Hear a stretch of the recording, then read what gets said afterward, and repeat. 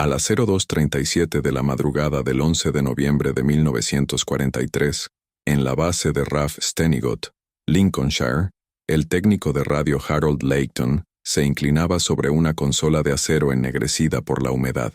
Afuera, el viento del Mar del Norte golpeaba los muros de hormigón con un rugido constante, y las gotas de lluvia se colaban por los bordes del techo de chapa. El cielo, invisible, era un lienzo de relámpagos que caían sobre las torres parabólicas de radar Chain Home. En ese instante, mientras los operadores se esforzaban por mantener una señal estable en medio de la tormenta, Layton descubría que algo andaba mal. Los ecos del radar se confundían con los relámpagos. Los destellos eléctricos cegaban las pantallas. En plena guerra aérea, cuando los bombarderos alemanes aprovechaban la niebla para atacar, el radar británico, el milagro tecnológico de la defensa, quedaba prácticamente ciego bajo la lluvia. Layton, un ingeniero civil convertido en sargento técnico, llevaba ya 2 años trabajando en la 60 Unidad de Señales de Radar. Había llegado desde Manchester, donde diseñaba sistemas eléctricos para fábricas. Su talento era la precisión. Podía reparar una válvula en medio del barro con los dedos entumecidos, sin mirar. Pero aquella noche, por más que calibrara los potenciómetros o reemplazara las válvulas de vacío, las ondas de radio se dispersaban como si el cielo mismo estuviera saboteando el equipo. Cada destello de relámpago saturaba la pantalla del osciloscopio. El radar, que debía ver aviones enemigos a 100 kilómetros, no distinguía una nube de una formación Luftwaffe. En la cabina, el comandante de turno golpeaba la mesa con impotencia. Si los cazas entran esta noche, no los veremos hasta que los tengamos encima. En los reportes oficiales, la causa era simple: interferencia atmosférica, fenómeno natural, decían los manuales de la Chain Home, pero Layton no lo aceptaba. Llevaba semanas observando patrones, correlaciones entre la humedad del aire, la frecuencia del magnetrón y la respuesta del receptor. Algo en la configuración de los circuitos estaba amplificando el ruido en lugar de filtrarlo. Cada vez que la tormenta pasaba, el sistema recuperaba su nitidez, y cada vez que regresaba la lluvia, el radar se convertía en un ciego tembloroso, incapaz de distinguir entre metal y relámpago.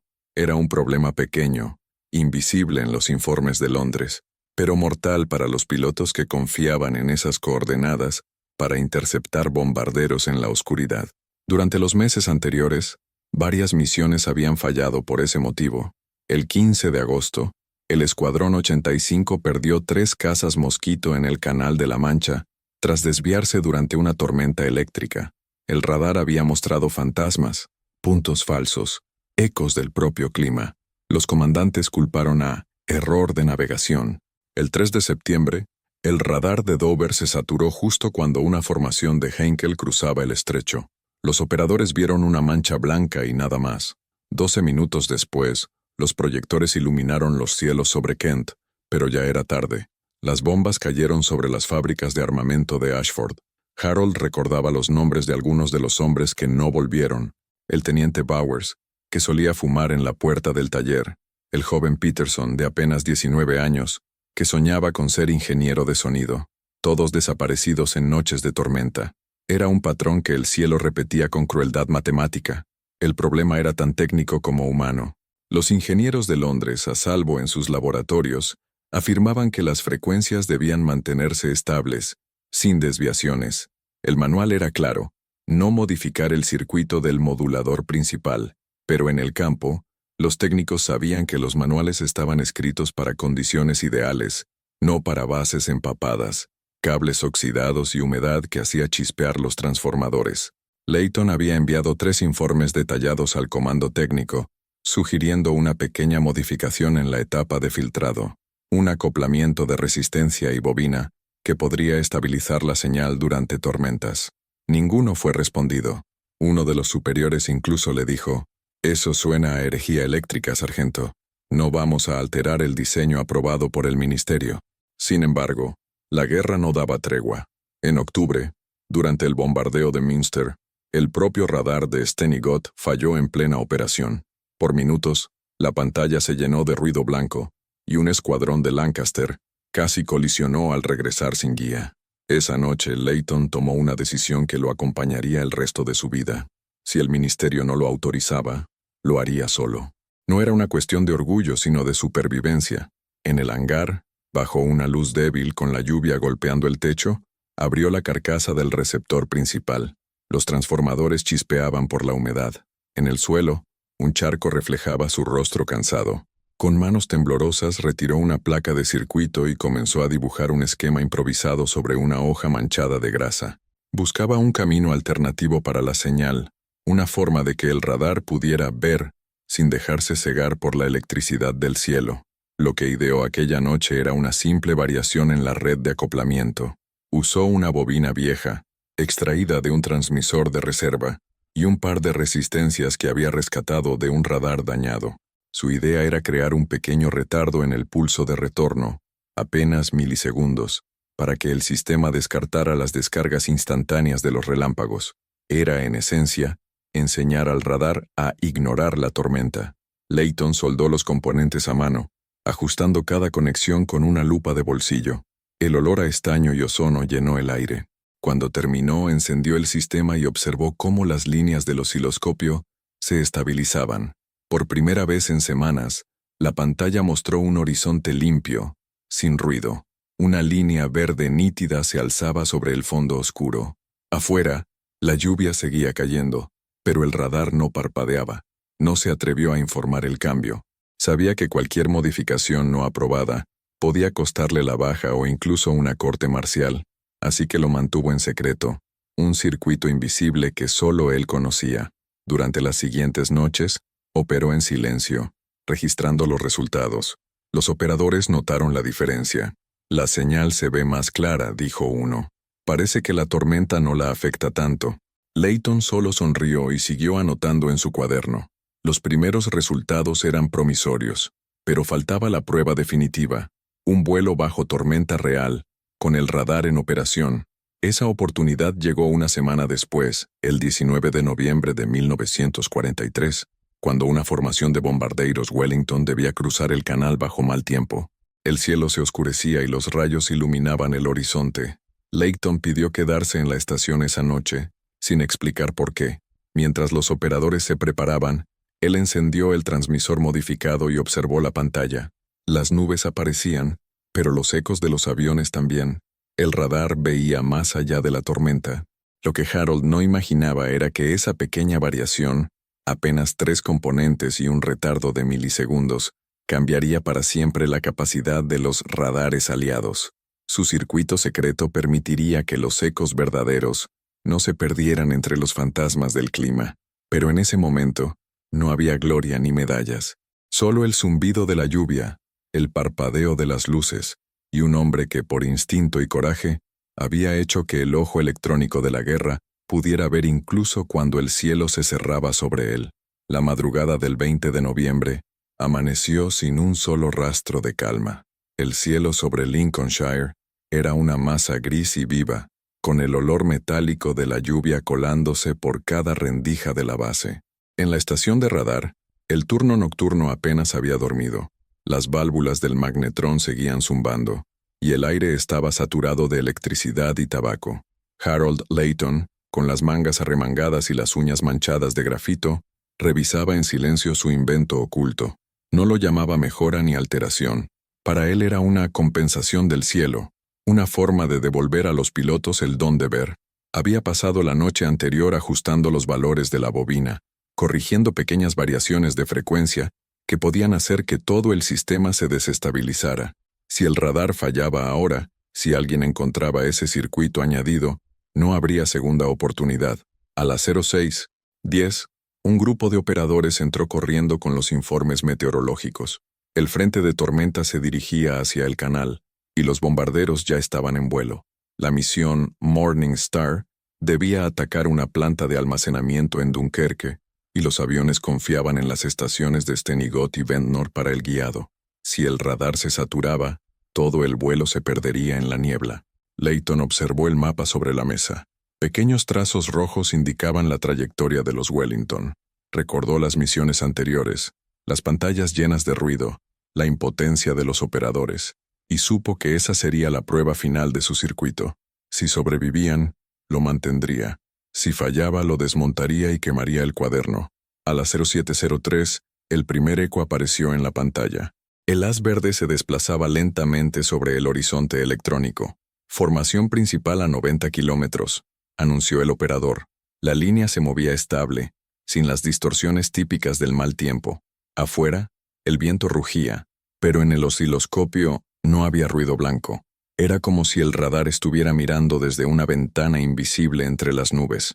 Layton contuvo la respiración. Cada relámpago iluminaba la sala, pero la señal seguía limpia. Por primera vez en meses, los operadores podían seguir el curso exacto de los aviones sin perderlos entre los pulsos del cielo. Desde el cuartel de mando, el comandante Wilkes llamó por la línea interna. ¿Qué demonios hicieron con el receptor? Las lecturas son perfectas. Harold miró al suelo antes de responder. Solo limpieza y ajuste de válvulas, señor. No podía decir la verdad. Si mencionaba un circuito añadido, una modificación fuera de manual, lo suspenderían en cuestión de horas. La doctrina británica era clara. Ningún técnico tenía autoridad para alterar equipos de radar aprobados por el Ministerio de Abastecimiento, pero el resultado estaba ahí, frente a todos. Los bombarderos avanzaban y el radar seguía viéndolos, incluso cuando la tormenta estallaba con violencia sobre el canal. En el aire, el teniente Edward Morrison, piloto del Wellington Z-843, reportó por radio: la cobertura de guiado sigue estable. Estamos sobre el punto designado, visibilidad 0, pero el radar nos mantiene. Era la confirmación que Harold necesitaba. A partir de ese instante, algo cambió en la sala de Stenigot. Los técnicos que antes se resignaban al fallo del sistema comenzaron a creer en una posibilidad distinta, que el radar, esa máquina que parecía tener voluntad propia, podía ser domada. La misión Morning Star completó el bombardeo y regresó sin pérdidas. La noticia se expandió por la base con la discreción de un rumor imposible. Las noches siguientes fueron un torbellino de pruebas secretas. Layton trabajaba solo. Muchas veces dormía en el taller, ajustaba su circuito en otros receptores, copiaba los esquemas a mano y los escondía en sobres marcados solo con números. Cada modificación era una variación minúscula, adaptada al desgaste particular de cada estación. Los demás técnicos, curiosos, comenzaron a notar la diferencia. «Tu pantalla no se borra cuando llueve», le dijo uno de los jóvenes operadores. «Parece que tu antena es inmune al clima». Harold solo respondía: «Nada especial, mantenimiento rutinario». Pero dentro de él crecía la conciencia de estar haciendo algo más grande que cualquier reglamento. A finales de noviembre la mejora comenzó a filtrarse a otras bases. Un técnico de la estación de Ventnor, al sur, visitó Stenigot y observó el equipo funcionando durante una tormenta. Esa misma semana, un radarista del Escuadrón 78 llevó el rumor a Yorkshire. En cuestión de días, el método Layton se había convertido en una especie de leyenda entre los técnicos. Un ajuste misterioso que eliminaba la ceguera por tormenta. Nadie sabía exactamente qué era, pero todos querían reproducirlo. Las copias del circuito viajaban en sobres sin sello, pasaban de mano en mano, ocultas bajo informes de mantenimiento. No había órdenes, solo confianza entre hombres que sabían que el cielo no perdonaba errores. Mientras tanto, el enemigo también notó el cambio. En diciembre, los informes de inteligencia alemana registraron un aumento de la eficacia británica durante condiciones meteorológicas adversas. Los radares ingleses parecen operar incluso bajo descargas eléctricas, escribió un analista de la Luftwaffe. Algunos creyeron que se trataba de un nuevo modelo de radar, quizá una versión mejorada del Type 13 o del H-2S aerotransportado. Otros sospecharon de interferencias deliberadas, una forma de enmascarar la verdadera posición de los cazas. Nadie imaginó que la diferencia provenía de una bobina reutilizada y un ajuste de milisegundos hecho por un sargento en un taller con goteras.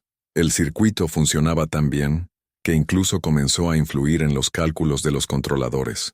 Las coordenadas se volvieron más precisas, las detecciones más limpias.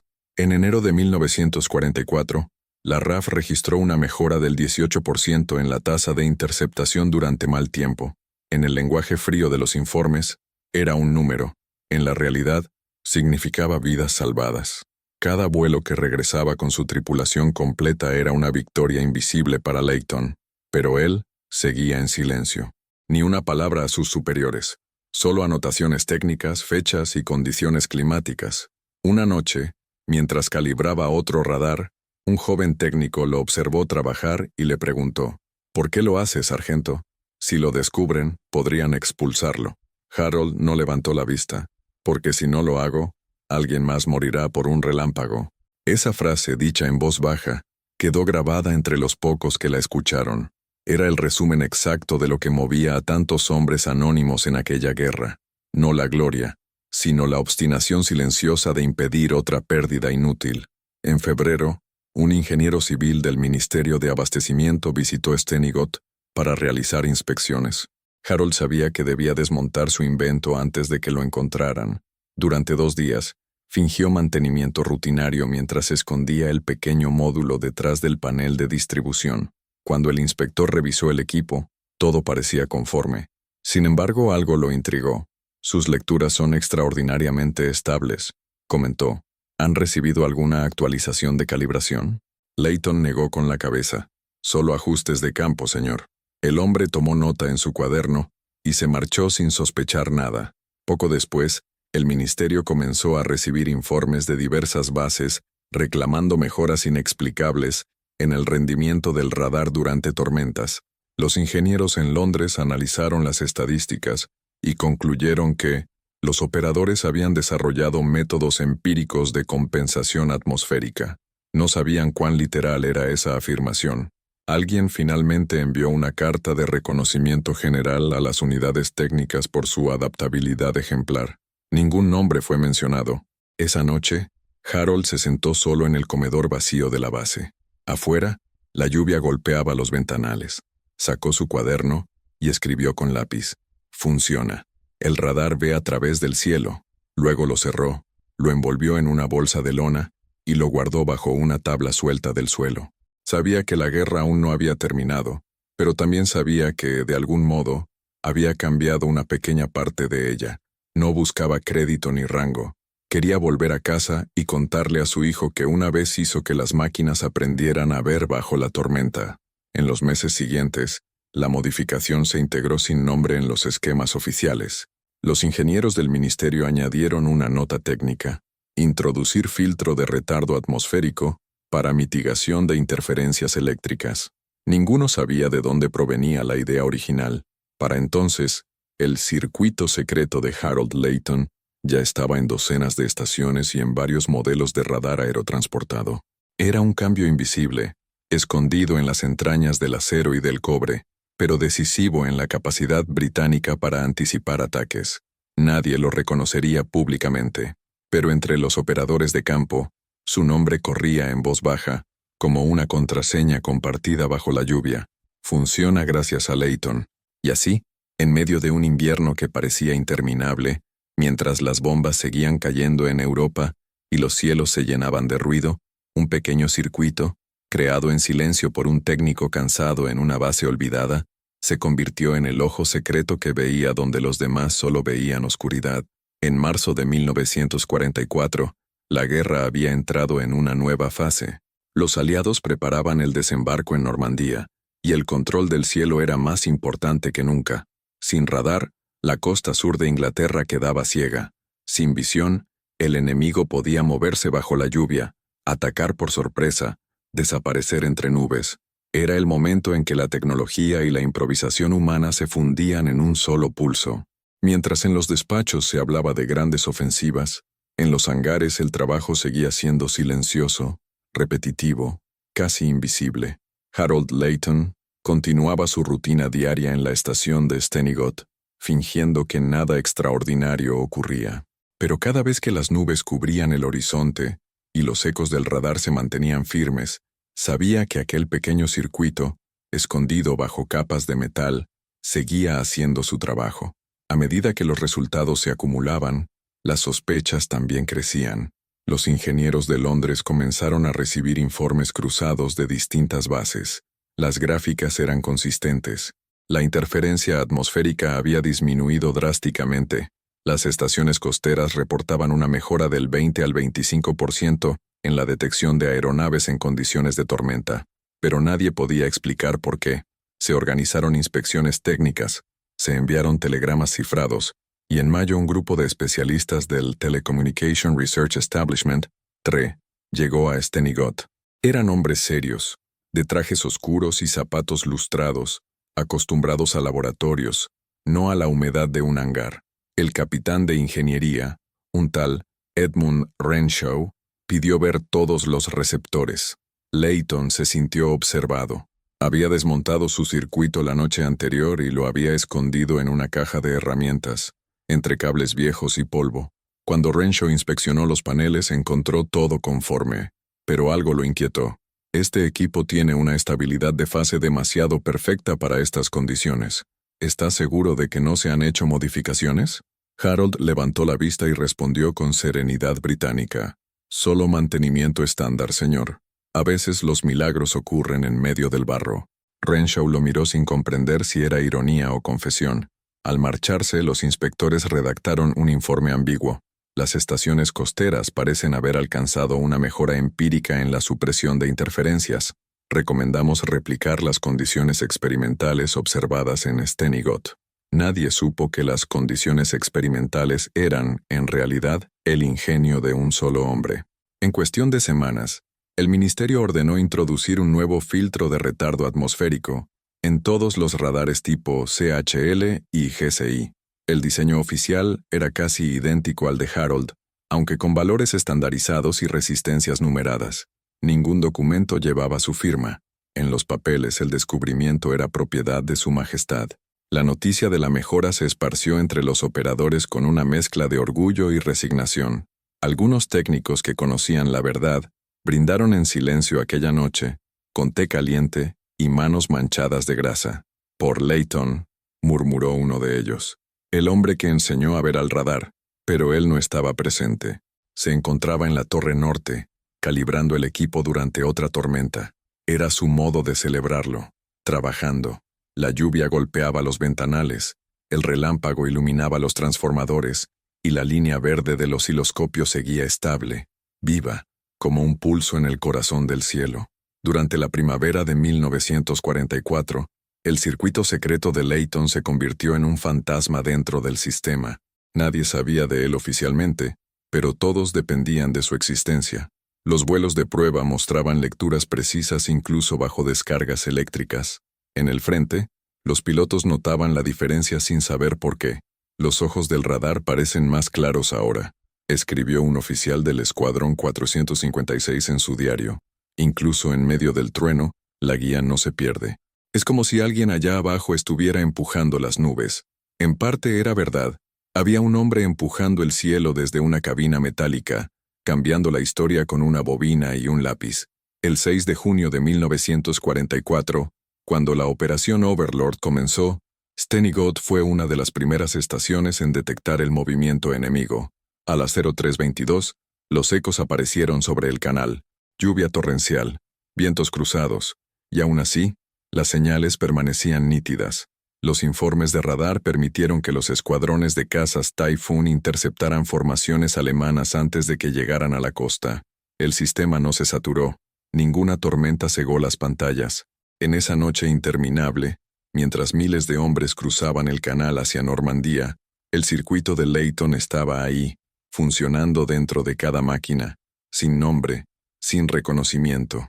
El éxito del desembarco marcó el punto de inflexión en la guerra, y el radar fue uno de los héroes invisibles de esa madrugada. Después del día D, comenzaron a circular rumores dentro del comando técnico, que alguien, meses atrás, había modificado los sistemas para hacerlos más resistentes al clima. Se hablaba de un técnico del norte, un hombre callado que había engañado al cielo. Algunos lo llamaban el brujo del radar. Layton escuchó esas historias con cierta incomodidad, pero también con una melancólica satisfacción. Sabía que pronto nadie recordaría el origen verdadero de aquel mito. Las guerras tienen la costumbre de devorar los nombres de quienes las sostienen en silencio. En agosto, fue trasladado temporalmente a la estación de Bautzen, donde trabajó junto a un grupo de ingenieros civiles en la mejora del radar H2OS. Aquella tecnología, usada en bombarderos, también sufría de interferencias en vuelo. Cuando los técnicos vieron el cuaderno de Layton, lleno de esquemas dibujados a lápiz, quedaron impresionados. Uno de ellos, un joven galés llamado Robert Evans, le preguntó si tenía intención de registrar la patente. «No, muchacho», respondió Harold sin levantar la vista. «Las patentes son para la paz. Esto fue hecho para que los hombres regresaran vivos». Evans insistió, «pero al menos debería dejar su nombre en los planos». Layton sonrió cansado. «Los nombres no sostienen el cielo. Los circuitos sí». Con el tiempo, su diseño fue adoptado oficialmente en la versión mejorada del radar H2S Mark III. En los manuales técnicos, el ajuste se describía con lenguaje frío. Implementar un retardo inductivo para filtrado de ecos transitorios. Ni una palabra sobre su origen. Cuando el prototipo fue aprobado, los ingenieros de Londres se felicitaron por el avance colectivo. Harold fue transferido de nuevo a Stenigott, donde continuó su servicio hasta el final de la guerra. Nadie en la base sabía que su invento había cruzado el canal, viajando en los fuselajes de los Lancaster que sobrevolaban Alemania. El final de la guerra llegó con un silencio extraño. En mayo de 1945, cuando las sirenas dejaron de sonar y los reflectores se apagaron, Layton se sentó en el hangar vacío. La base olía a metal viejo y a cables quemados. Afuera, el campo inglés volvía a ser verde. Por primera vez en años, no había radar que vigilar, ni tormentas que resistir. Tomó su cuaderno, aquel que había escondido bajo el suelo, y lo hojeó una última vez. Las páginas estaban amarillas, manchadas de grasa, llenas de notas técnicas y fechas. En la última hoja escribió solo una frase: «El cielo ya no nos ciega». Luego lo cerró, lo envolvió en una tela de lona y lo guardó en su maleta. Volvió a Manchester con una pensión modesta y un silencio que no lo abandonó jamás. Trabajó como mecánico en una fábrica de transmisores, crió a sus hijos y evitó hablar de la guerra. De vez en cuando, en los días de tormenta, encendía una vieja radio y escuchaba el ruido de la estática, esa misma interferencia que alguna vez había domesticado. Sonreía con nostalgia, como quien reconoce a un viejo enemigo al que logró comprender. Años más tarde, en 1962, cuando un periodista del Times publicó un artículo sobre los avances secretos del radar británico, mencionó brevemente una misteriosa mejora en el filtrado atmosférico que permitió operar durante tormentas en 1943-44. No había nombres, solo fechas. Harold leyó la nota una mañana de domingo mientras tomaba té en su jardín. Su esposa le preguntó si sabía algo de eso.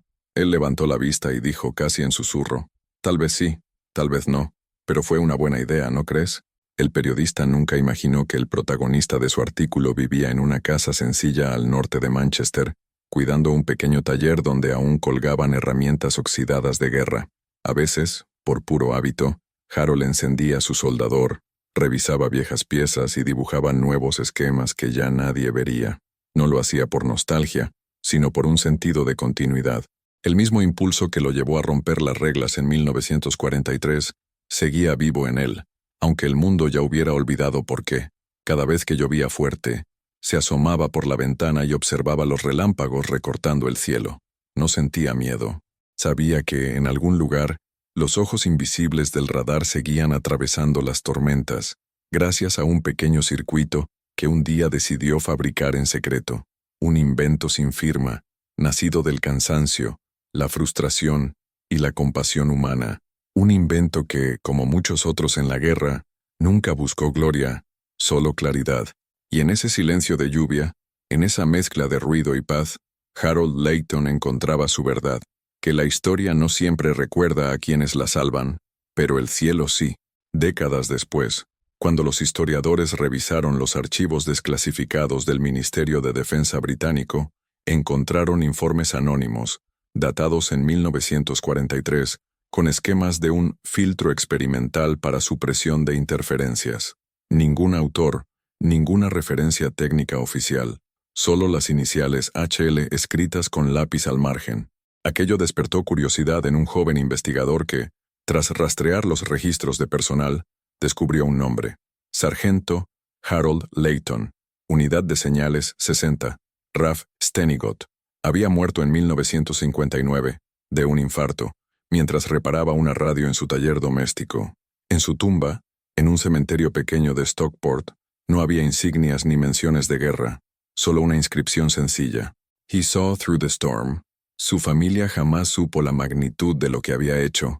Su esposa recordaba que a veces, en medio de la lluvia, él se quedaba mirando el cielo y decía, no hay oscuridad que no pueda ser entendida. Su hijo, ya adulto, heredó su cuaderno de notas. Entre diagramas y valores eléctricos, encontró esa frase escrita varias veces, como un mantra. Décadas más tarde, donó el cuaderno a un museo de ciencia y tecnología en Manchester. Los ingenieros que lo analizaron quedaron asombrados. El diseño del circuito era casi idéntico al que los manuales de radar adoptarían oficialmente en 1944. La diferencia es que el de Harold había sido dibujado meses antes, con materiales de campo y anotaciones improvisadas. Era, en todo sentido, el prototipo invisible de una innovación decisiva. El museo montó una exposición temporal titulada Los ojos del cielo.